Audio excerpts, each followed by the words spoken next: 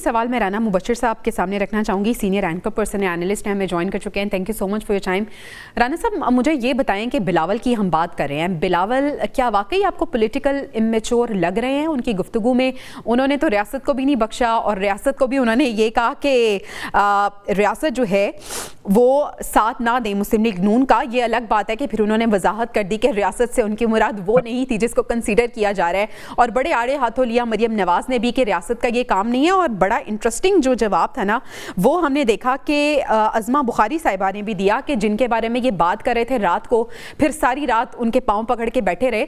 तो ये जो सारी लफ्जी गोलाबारी और ये जो तीर एक दूसरे को चलाए जा रहे हैं एक दूसरे पे, आप क्या समझते हैं कि बिलावल वाकई सख्त ज़बान इस्तेमाल कर रहे हैं? I personally think it's a different ball game altogether.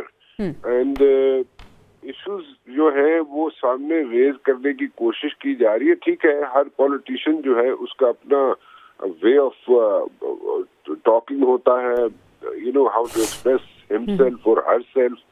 That is a different aptitude altogether, जो भी different politicians का है। जैसे मरियम बीबी डिफरेंट तरीके से अपने आप को एक्सप्रेस करती हैं, बिलावल अपने आप को डिफरेंट तरीके से एक्सप्रेस करते हैं।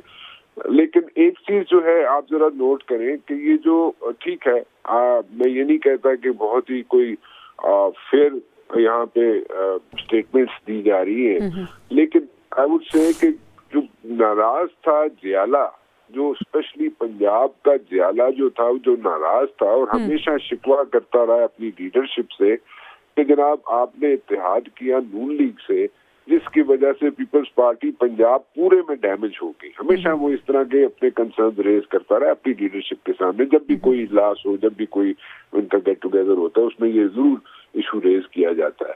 But in this particular case, चाहे गिलगित बल्तिस्तान के इलेक्शंस हो, चाहे वो इलेक्शंस हो कश्मीर के, उसमें एटलीस्ट उनको एक थोड़ा सा एक सहारा मिला है, आसरा मिला है। अच्छा।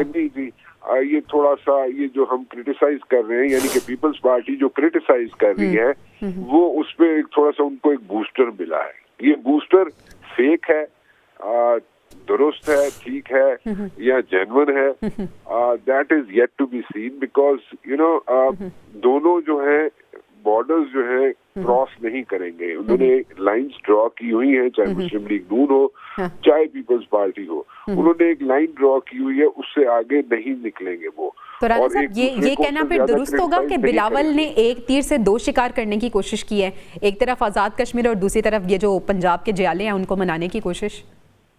You are right. You are absolutely right. It's a very intelligent observation, I would say. बिल्कुल सही कह रही हैं आप, क्योंकि देखिए उनका जो जियाला है ना, ये सारे टिकट्स की डिस्ट्रीब्यूशन जो हुई है कश्मीर में, ये सारी फरियाल तालपुर साहिबा ने खुद की है और इसमें किसी और का अमल दखल नहीं था। और उसमें प्रेफरेंस जो थी फरियाल तालपुर ने वो दी है जियालों को, क्योंकि यहाँ पे बहुत से ऐसे कैंडिडेट भी मौजूद थे जिनको आपने देखा कि बाद में छोड़ के पीपल्स पार्टी चले भी गए। फरियाल तालपुर ने उन लोगों को प्रेफरेंस नहीं दी जिनके पास पैसे थे, उन्होंने जियालों को प्रेफरेंस दी। और जियालों को इसलिए प्रेफरेंस दी कि जियाला डिसहार्ट हो रहा था और जियाला जो है उसको जरा प्रमोट किया है, उसको जरा पैम्पर किया है। और उसको पैम्पर करने से, उसको प्रमोट करने से, बिल्कुल आपने ठीक कहा, ये उनको एक थोड़ी सी एक साय ऑफ रिलीफ मिला है जियालों को, जो पंजाब के हो या कश्मीर के हो। So that works both ways. ठीक सर, आपका